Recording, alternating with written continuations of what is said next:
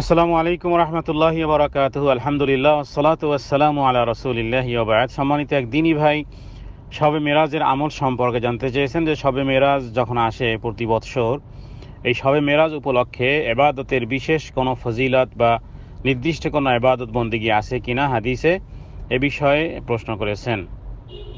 আল জবাব বিল্লাহি তাওফিক। শবে মেরাজ মানে মেরাজ রজনী। সব শব্দটি ফার্সি। সব মানে রাত, রোজ মানে দিন। তো শবে মেরাজ ঊর্ধ্বগমনের রাত।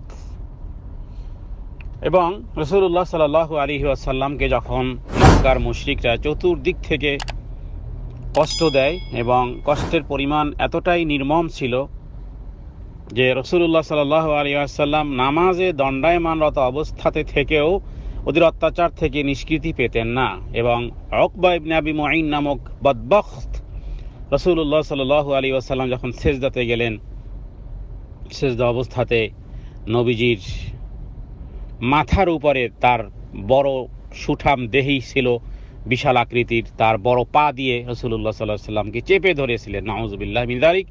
এবং আবু জেহেলের সাথে হাসি তামাশা ছলে আবু জেহেল বলেছিল যে যখন ওই সেজদায় থাকবে তখন তুমি ওই উটের পচা নাড়ি ভুড়ি, এই প্লাজেন্টা, উটের এই দুর্গন্ধযুক্ত এই প্লাজেন্টা তার মাথার উপরে দেওয়া হয়েছিল। এই উকবা ইবনে আবি মুঈন এই বদবখত করেছিল। তাহলে নামাজরত অবস্থাতেই যাকে এত আক্রমণ, এবং তাই করেছিল সেই উটের পচা নাড়ি ভুড়ি সেজদারত অবস্থায় নবীজি মাথার উপরে এনে দিয়েছিল উকবা ইবনে আবি মুঈন আবু জেহেলের নির্দেশে।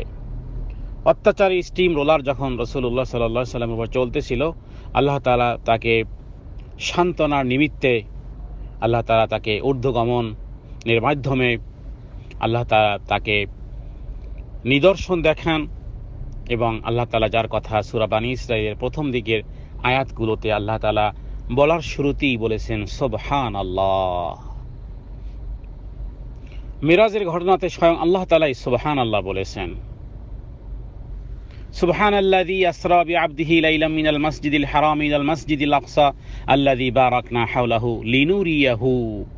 লিনুরিয়াহু মানে তাকে দেখানো হয়েছে বড় বড় নিদর্শন। এবং সিদরাতুল মুনতাহায় রাসূলুল্লাহ সাল্লাল্লাহু আলাইহি ওয়াসাল্লাম পৌঁছেছেন, আল্লাহর সাথে কথোপকথন হয়েছে, সালাত নিয়ে এসেছেন। হিজরতের পূর্বে মক্কার জীবদ্দশায় এই সান্ত্বনা দেওয়া হয়েছিল। শবে মেরাজ মূলত আসলে গবেষণার বিষয়, মহাকাশ গবেষণার বিষয়। আর শবে মেরাজে তিনি গিয়ে মেরাজ থেকেই তো তিনি সালাত নিয়ে আসলেন। তো তার মানে শবে মেরাজ হওয়ার আগ পর্যন্ত কোনো ইবাদতই ছিল না। যদিও রাসূলুল্লাহ সাল্লাল্লাহু আলাইহি ওয়াসাল্লাম নামাজ পড়তেন, কিন্তু সে নামাজ ছিল নির্দিষ্ট, তার উপরে অবধারিত কোনো সালাত নয়, কোনো ফরজ সালাত নয়, এমনিতেই তিনি সালাত পড়তেন। তো যাই হোক, শবে মেরাজের এক কথায় শবে মেরাজ উপলক্ষে বিশেষ কোনো ইবাদত নেই, যাতে কোনো বিদ্যমান কোনো ইবাদতও নাই। শবে মেরাজে কোনো গুরুত্বপূর্ণ আমল ইসলামী শরিয়াতে নাই। রজব মাসের প্রথম তারিখ এবং প্রথম শুক্রবার 10 এবং 15 এবং 27 তারিখ অনেকে শবে মেরাজে রোজা রাখে বা সালাতুল রাগায়েব নামক এক ধরনের বিশেষ প্রকৃতি নামাজ পড়ে, যা সম্পূর্ণটাই জাল এবং বানোয়াট বর্ণনা। রজব মাসেও বিশেষ কোনো নামাজ প্রমাণ সিদ্ধ নয়। রজব মাসে যা করা হয় ইবাদতের নামে, যে নামাজগুলো, এগুলো আবিষ্কৃত নামাজ, এগুলোকে বলা যেতে পারে নব্য বেদাত। পূর্ববর্তী যুগের অগাধ জ্ঞানের অধিকারী বিদগ্ধ ওলামায়ে কেরামগণ এটাকে বেদাত ব্যাখ্যা দিয়েছেন। তাদের মধ্যে রয়েছেন আবু ইসমাইল আনসারী, আবু বকর ইবনে সামআনী, আবুল ফজল ইবনে নাসির, আবুল ফারাজ বিন জাওজি রাহিমাহুমুল্লাহ। এবং পূর্ববর্তী ওলামায়ে কেরামগণ, মুহাক্কিকিনগণ, তারা এই বিষয়ে কোনো ধরনের বর্ণনা তাদের কাছে আসেনি। 400 হিজরির পরে এই জাতীয় কিছু ইবাদতের প্রচলন ঘটে, যার পূর্ববর্তীদের নিকট এর কোনো পরিচয় তারা ছিল না, তারা এ ব্যাপারে কিছুই বলে যাননি।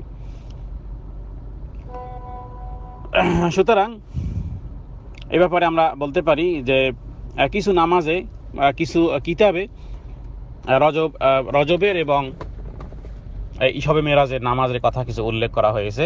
সালাতুল রাগায়েব বা শবে বরাতের কিছু নামাজ। সেগুলো ইমাম গাজ্জালির ইহইয়া উলুমউদ্দিন গ্রন্থেও কিছু বর্ণনা আছে, তো সেগুলো সবই ভিত্তিহীন, বাতেল। তো শবে মেরাজের রোজা সেগুলোও জাল হাদিস। সুতরাং এই জাতীয় কোনো ইবাদত নয়। তবে শবে মেরাজ রজনীতে যে ঘটনাগুলো ঘটেছিল গবেষণার বিষয়, আলোচনা করা যেতে পারে কিভাবে মেরাজ হয়েছিল এবং তিনি কি কি দেখেছেন, বিস্তারিত বর্ণনা। সহিহ বুখারী, সহিহ মুসলিমের বিভিন্ন হাদিসে বিভিন্ন দৃশ্য তাকে দেখানো হয়েছে, কোন কাজে কি শাস্তি, ব্যভিচারের শাস্তি কি, সুদের শাস্তি কি, তাকে অবলোকন করানো হয়েছে। তো শবে মেরাজের মূলত কোনো আমল নাই, তবে আলোচনার বিষয়, গবেষণার বিষয়। লিনুরিয়াহু মিন আয়াতিনা ইন্নাহু হুয়াস সামিউল বাসীর। আল্লাহ তাআলা তাকে বড় বড় নিদর্শন তাকে দেখিয়েছেন। এক কথা, শবে মিরাজের বিশেষ কোনো আমল নেই। শবে মিরাজের কোনো আমল রাসূলুল্লাহ সাল্লাল্লাহু আলাইহি ওয়াসাল্লাম করেননি। সুতরাং সেটাকে দিন মনে করার নামই হবে বেদাত। আর বেদাত মানেই হলো পথভ্রষ্টতা, আর পথভ্রষ্টতা মানেই হলো জাহান্নামে নিক্ষিপ্ত হওয়া। কুল্লু বিদআতিন দালালা ওয়া কুল্লু দালালাতিন ফিন্নার। সুতরাং শবে মেরাজের বিশেষ কোনো আমল নির্ধারিত করে কোনো কিছু করা, এটি বেদাত। স্বাভাবিকভাবেই পূর্বের দিনগুলোতে যদি কোনো ব্যক্তি সালাতুল তাহাজ্জুদ যদি কেউ পড়ার অভ্যাস করে থাকে, তিনি করতে থাকবেন। পূর্ববর্তী থেকেই যদি রোজা রাখার অভ্যাস থেকে থাকে, তিনি করবেন। মাসের 15, 13, 14, 15 আইয়ামি বীজের রোজা কেউ যদি রেখে থাকেন, তাহলে তিনিও রাখবেন। সেটা তার স্বাভাবিক সাপ্তাহিক অথবা মাসিক আমল হিসেবে হবে, শবে মিরাজ উপলক্ষে কোনো আমল হবে না। আল্লাহ তাআলা এই কথাগুলো বুঝে সে অনুযায়ী আমল করা তৌফিক দান করুক। সাল্লাল্লাহু আলা সাইয়্যিদিনা মুহাম্মাদিন নবিয়্যিল উম্মি ওয়া আলিহি ওয়াসাল্লাম।